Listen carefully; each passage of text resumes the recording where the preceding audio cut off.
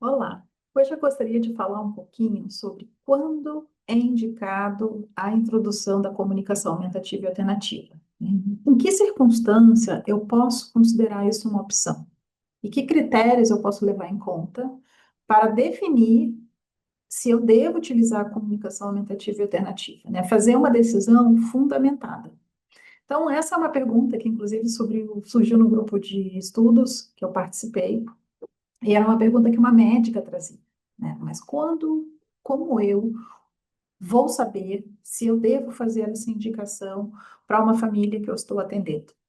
E para responder a isso, eu tenho um esquema, um raciocínio específico que eu geralmente implemento, que tem por base diversos aspectos. Um deles é o desenvolvimento da linguagem e também, né, as expectativas em termos do desenvolvimento da linguagem também, né? Sempre lembrando que a comunicação é um direito humano.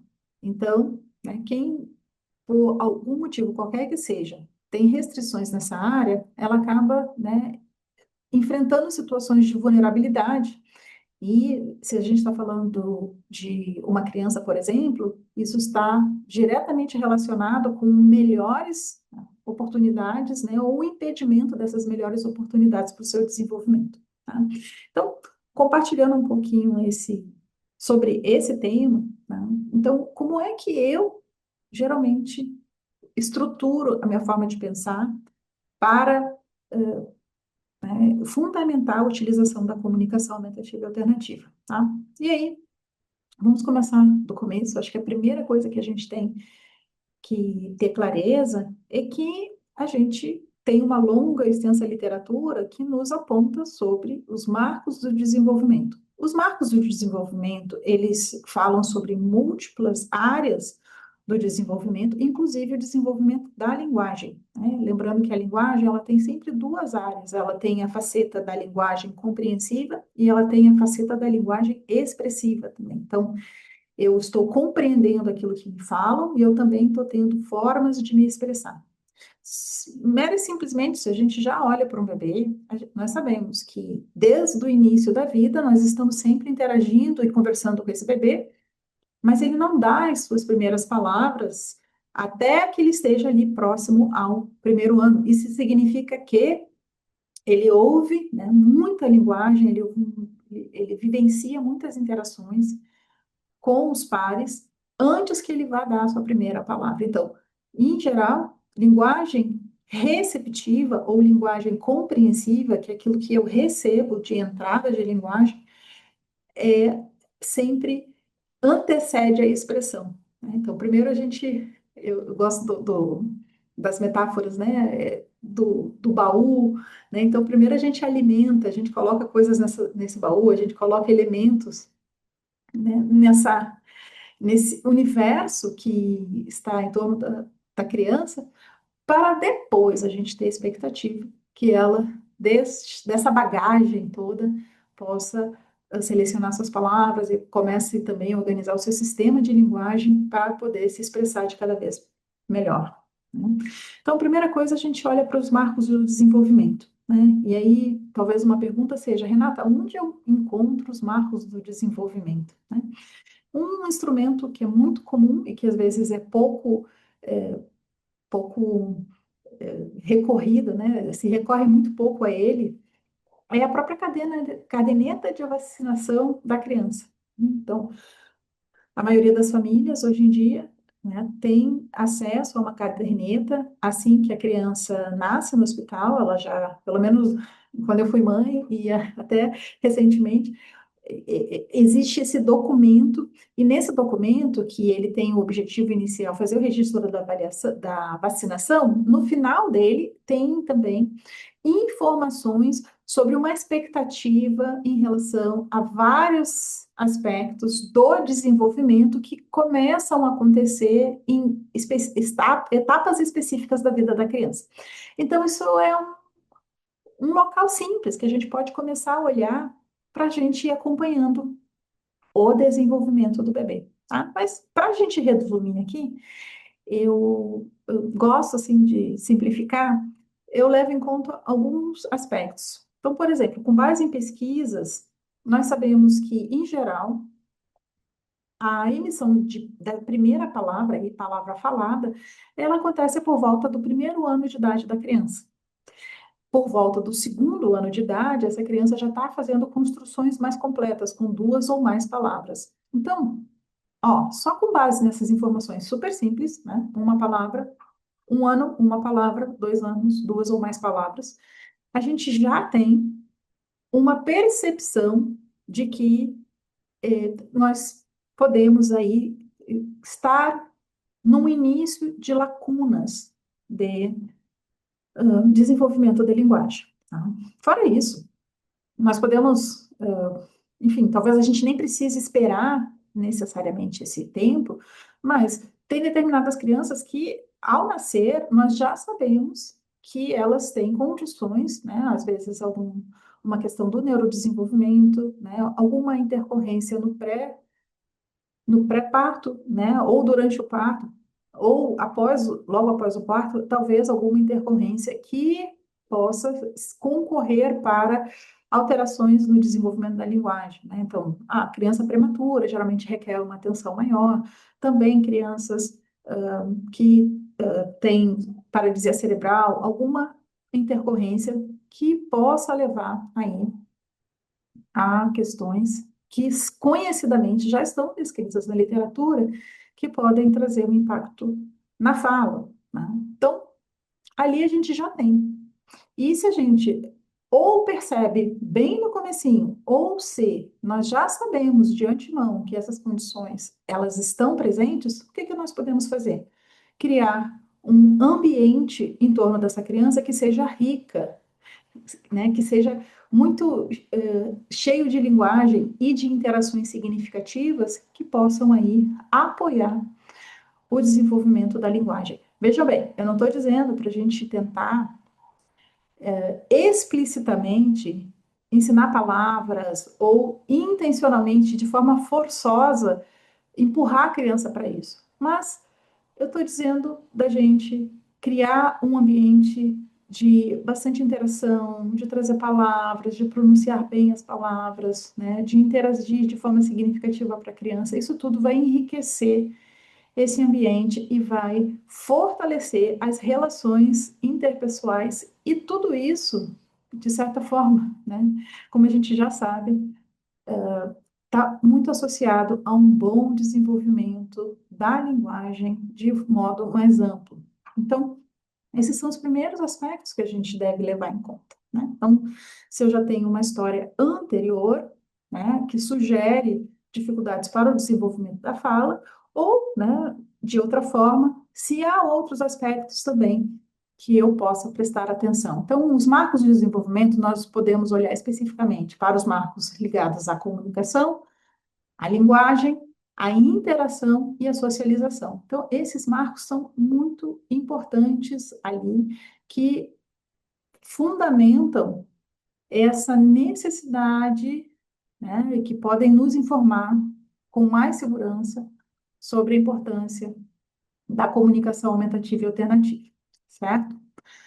Ah, eu uso há muito tempo um instrumento que se chama matriz de comunicação, que se baseia no trabalho da fonoaudióloga chamada Charity Rowland, e na pesquisa dela, né, que foi feita aí, né, já há bastante tempo e é bastante consistente, ela fala das razões para se comunicar, as 4 principais razões para se comunicar, né, os 7 níveis de comunicação e os 9 tipos de comportamento comunicativo que estão presentes numa criança no desenvolvimento típico até os 2 anos. Né? Então, em geral, eu uso isso como um referencial também de observação. Né? Então, essas 4 razões para se comunicar, elas, né, a primeira delas é a recusa, né? Se a gente observa, se a gente tenta trazer da nossa memória alguma criança que a gente acompanhou o desenvolvimento, a gente sabe, né, que o não surge muito cedo no desenvolvimento, a recusa, né? Então, a gente também tem os comportamentos comunicativos, né? Então, a gente tem os primeiros sons, né? Nós temos as expressões faciais, o movimento corporal, né?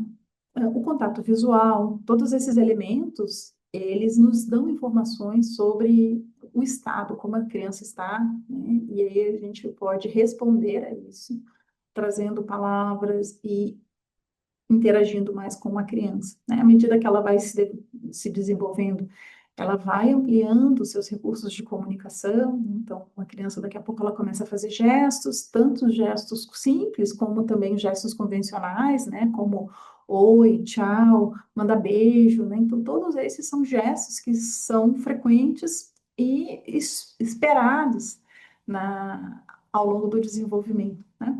Então, a gente vai prestando atenção nesses comportamentos comunicativos, tá? E, por volta aí do primeiro ano, quando surge a primeira palavra, nós temos aí a emergência, né, da fala ou de aproximações de sons, que aí, enfim, já é um tipo específico também de comportamento comunicativo, né, que a gente chama de simbólico. Então, quando a criança utiliza as primeiras palavras, ou às vezes, quando ela nem está ainda muito apropriada ou conseguindo fazer uma boa articulação, tem crianças também que vão utilizar objetos, né? Então, é uma criança que pega a chave do carro, entrega para a mãe e para o pai, ou ela pega o copo quando ela quer água, ou ela pega a mamadeira, né? Então, esses elementos, esses objetos, eles também servem como itens para a criança mostrar a sua intenção, né, no entorno ali da interação e da comunicação. Então, todos esses elementos são elementos que eu posso observar, porque eles estão presentes muito cedo. As crianças fazem essas coisas, né? Então, ali, das razões para se comunicar, o que que motiva uma criança a se comunicar? Então, começa na recusa, mas as solicitações, os pedidos, eles são muito importantes também, né? Quem nunca foi com uma criança pequena no supermercado, então a gente vê que muitas coisas interessam, muitas coisas elas pedem, né? Mas também a gente pode observar como essa criança está interagindo socialmente com outros, né, com outras pessoas, tanto no núcleo familiar, como também com outras pessoas, né? Então, aqui nessa área social, envolve, quando eu quero me comunicar com alguém, chamar a atenção dela antes de começar, envolve fazer cumprimentos, envolve demonstrações de afeto, né? Eu compartilhar alguma coisa, então, se eu vi um avião passando, eu vi um barulho, eu presto atenção e comunico ao outro também. Então, tudo isso é algo mais social, né? E que estimula a comunicação. E a gente também tem, né, dentro dessas razões para se comunicar, troca de informação que começa a ser interessante e importante também para quem está desenvolvendo a comunicação, né? Então, na troca de informação entra tanto responder perguntas do tipo sim e não, né, quando alguém interage, mas também nomear objetos, nomear, né, coisas do ambiente, também fazer perguntas, né? Então, muitas vezes a criança nem tem ainda palavras, mas ela fica com aquela cara, tipo, quando perdeu o brinquedo, como se ela estivesse perguntando, cadê meu brinquedo?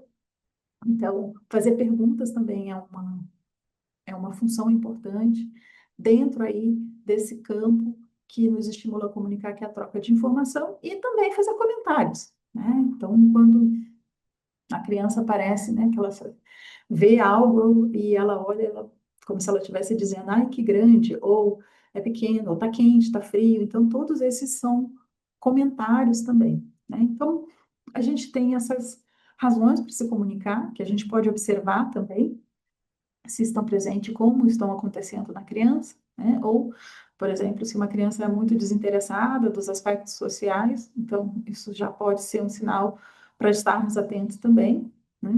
Então, aqui a gente tem alguns parâmetros que nos ajudam a pensar se a comunicação aumentativa e alternativa pode ser interessante também, né? Ainda dentro desse olhar que a gente pode ver para o que a criança, o que estimula a criança a se comunicar, né? E os comportamentos são os comportamentos comunicativos. Então, tem as razões para se comunicar, né? Que é essa, recusar, obter, interagir socialmente e trocar informação. E a gente também pode prestar atenção nos comportamentos comunicativos, né? Que vão desde uma comunicação não simbólica, ou seja, uma comunicação que não envolve palavras, mas envolve o uso do corpo, gestos, expressões faciais, contato visual. Então, desde desta comunicação, que a gente chama de não simbólica, porque ela não envolve palavras, até uma comunicação mais simbólica, que pode envolver aproximação de palavras, sons, uso de objetos, né, para que a nossa intenção seja conhecida, né? Então, a gente pode olhar para estes comportamentos comunicativos para entender se, ok, eu estou indo bem, a criança está desenvolvendo bem, ou se tem alguma lacuna, ou tem algo que está atrasado. É mais fácil a gente perceber essas questões quando, por exemplo, não é o primeiro filho, já é o segundo filho, né? Porque quem já teve um filho antes, e principalmente quando é mais próximo, tem esse parâmetro de comparação. Quem convive com outras famílias, primos, sobrinhos, crianças pequenas, então a gente também fica. Ou quando a criança vai na educação infantil, acaba que esse convívio aí com outras crianças de faixa etária aproximada tornam essas diferenças que possam estar acontecendo mais evidentes, certo? Então, em geral, marcos do desenvolvimento é importante, mais especificamente para a comunicação, observar, né, o que está motivando essa criança a se comunicar e quais os comportamentos comunicativos que a gente está observando, né? A gente também pode, né, e como eu comentei também, a idade, diagnóstico, né, se existe algumas questões aqui, elas também nos ajudam a pensar se a comunicação aumentativa e alternativa seria interessante. Quando eu falo da idade, é claro que a gente tem expectativas de acordo com a idade. Por exemplo, eu não espero que a criança seja um exímio contador de história e encadeie elementos antes, né, dos 5, 6 anos, né? Essas habilidades que envolvem linguagem mais sofisticada, elas acontecem mais tarde. Quando a criança é pequena, ela tem palavras mais soltas, ela não consegue estabelecer uma sequência. Então, a idade é um elemento importante para eu entender se essa criança ela está com um atraso, né, ou com uma lacuna em termos da comunicação muito importante ou menor, né? Então, idade é um aspecto também. Então, se eu tenho uma criança com 1 ano, 2 anos, que ela, inclusive, usa comportamentos comunicativos, mas só não usa fala, é menos, talvez, nos preocupe menos do que se eu tenho uma criança que já tem 6, 7 anos e ainda não fala nada, né? Ou que seja 3 anos, né? 3 anos. Em geral, nós temos crianças que, quando elas não têm comprometimento no desenvolvimento da fala, elas já estão muito mais comunicativas. Então, é um elemento para a gente estar muito atento, certo? Então, como eu falei, existem essas expectativas que a gente sabe sobre os marcos do desenvolvimento que nos informam sobre o avanço da comunicação. Então, crianças com 9 meses, às vezes, já estão, né, naquelas etapas de triangulação, ela olha para o objeto, olha o produto, olha de novo para o objeto, né? Então, são, a gente observa a atenção conjunta, o uso de gestos convencionais também, né? A criança já começa a apontar para solicitar, né? Ou para comentar. Com 1 ano aí a gente começa a perceber aproximações de palavra, o uso de palavras, ou também a utilização de objetos representativos, de miniaturas, quando existe, né?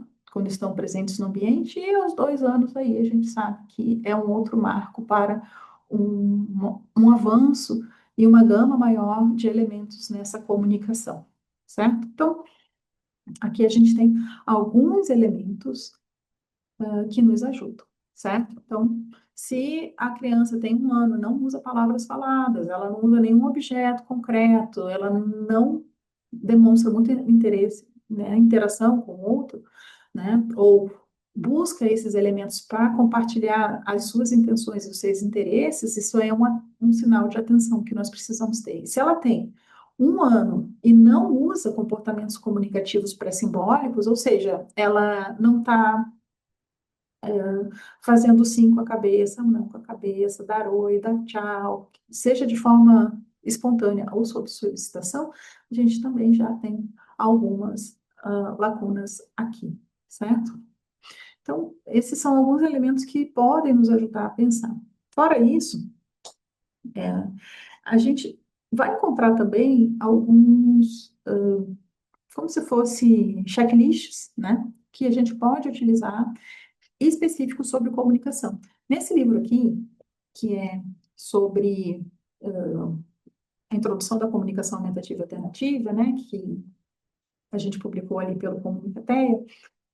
No final dele, tem um teste de efetividade da comunicação, que tem um checklist que nos ajuda também a ter uma noção, né? Esse checklist tem 16 itens, que nos ajuda a ter uma noção se alguma coisa realmente na comunicação a gente está com lacunas que são importantes. Então, eu também recomendo dar uma olhada, eu vou botar um link aqui do desse material para quem quiser possa conferir e identificar também a possibilidade ali de buscar elementos mais concretos para tomar uma decisão. Tá? Mas, independente de qualquer coisa, eu gosto de lembrar que a comunicação, utilizando imagens, utilizando objetos, tudo isso, mesmo bem lá no comecinho, no início da vida, vai ajudar muito aí nessa comunicação e já vai eliminar aí uma série de barreiras que a criança possa ter de necessidade para que ela possa se comunicar mais e melhor. Então, sugiro que você olhe, e se você tiver mais dúvida, quiser que eu estenda mais esse assunto, fale mais sobre isso, manda a tua dúvida que eu vou ficar muito feliz de responder, certo? Então, esse é o assunto que eu queria trazer hoje, né? Eu fico à disposição para a gente conversar mais adiante.